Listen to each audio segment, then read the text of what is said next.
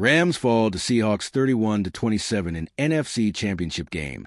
Seattle to face Patriots in Super Bowl 60.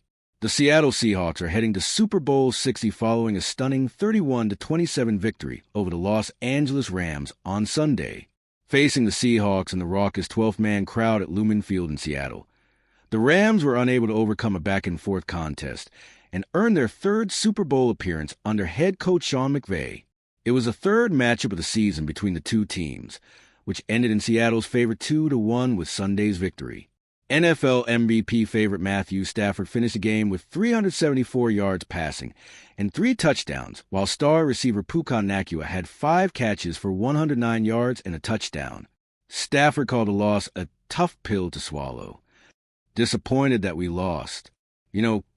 Great football team that we just played. Feel like it was a great effort, really good football game, he said. The Seahawks were led by Sam Darnold, who had 346 yards and 3 passing touchdowns. After turning the ball over 6 times against Los Angeles in the regular season, he had 0 turnovers on Sunday night. Jackson Smith-Njigba, who led the NFL in receiving yards, finished the game with 1 touchdown on 10 catches and 153 yards. It's amazing, Darnold said after the game, to be able to do it with these guys in this locker room, though. With this coaching staff, that's why it means the world to me. The former USC Trojan and San Clemente native struggled in his playoff debut with the Minnesota Vikings last year. Despite that, he signed a 3-year, $100.5 million deal with Seattle ahead of the season, by far the largest contract of his NFL career, after he was drafted number 3 overall by the New York Jets in 2018. Seattle will now face the New England Patriots in the Super Bowl, who earned their spot earlier Sunday with a narrow 10-7 win over the Denver Broncos. The big game is being hosted at Levi's Stadium in Santa Clara, home of the San Francisco 49ers. Kickoff is scheduled for February 8 at 3:30 p.m. First half. The Rams offense started the game with a quick 3-and-out, allowing the Seahawks to jump to an early 7-0 lead after a big reception that saw Sam Darnold perfectly place a pass to the speedy Rashid Shaheed. The play made way for a Kenneth Walker rushing touchdown, his 4th of the playoffs. Matthew Stafford and the Rams answered back on their next drive, quickly moving down the field to set up Harrison Mevis for a 44-yard field goal. Seattle would drive down the field in the next possession, which ended in a 27-yard Jason Myers field goal and a 10-7 lead heading into the second quarter.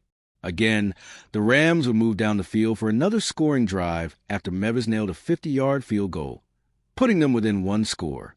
They would briefly take the lead with their next possession after stopping Seattle's offense for the first time when Stafford found a wide-open Karen Williams for a 9-yard touchdown, making it 13-10 with less than 2 minutes in the first half. Despite the small window of time, Darnold led the Seahawks down the field and sent them into the half with a 17-13 lead by capping off their drive with a 14-yard touchdown pass to Jackson Smith-Njigba. Second half.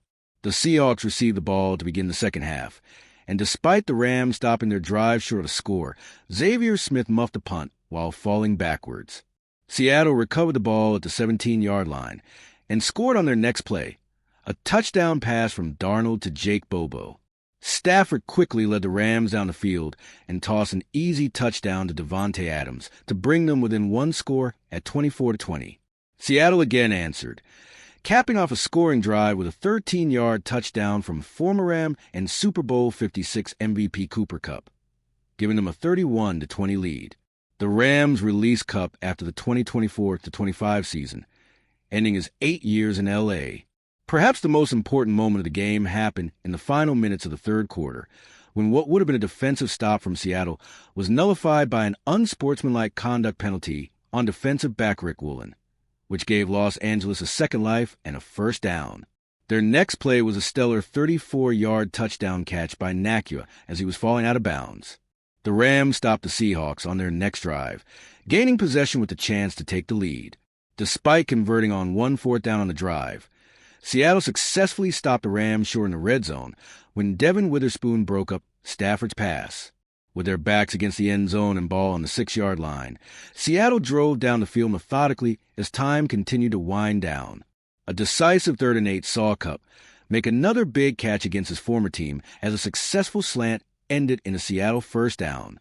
They punted the ball with just 25 seconds left in the game, giving Los Angeles one final chance to earn the win.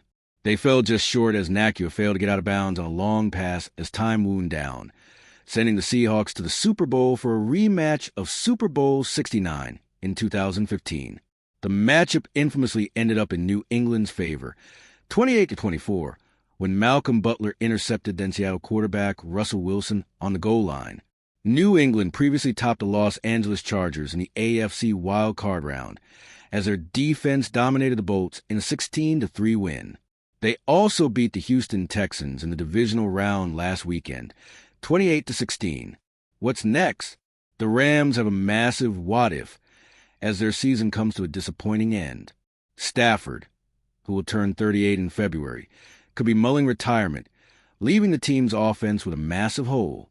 The majority of the team's key players are still under contract next season, and with approximately $45.6 million in cap space and several picks in the upcoming NFL draft, the quest for a potential replacement will certainly be an interesting story as McVay searches for his next franchise QB. Seattle is searching for their second-ever Super Bowl title. Their previous win came in 2013, when they dominated the Broncos 43-8.